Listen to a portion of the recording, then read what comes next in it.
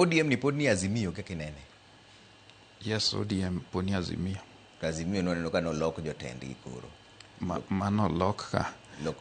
Maka kaka Kalonzo Musyoka gik manotim nyapa ni neno ka executive director one of the people who are holding the instruments noselose kech macha nye en like a roadside pronouncement mar Uhuru Kenyatta and the members Azimio were not consulted, so the Azimio board needs to sit, and I know now a good majority of the membership mar Azimio oko agree gi gima nyote moreno, so miang'e ni gima nyage timo noero en gima kisheria waluongo ni null and void ab initio, en gima onge tiende, onge kama teko mentiere go mar chik.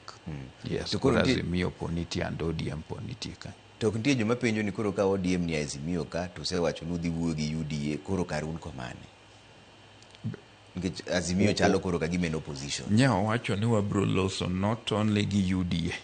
The party leader osebedo very clear ni kwadhi mbele to odhi bedo open.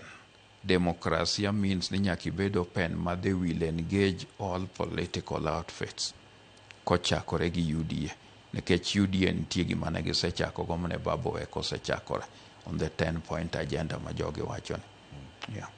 Mano nyiso ni koro yaw thuolo mar gombaka gi jomodong' bende. Yes, jomodong' be onge joma waloro negi oko.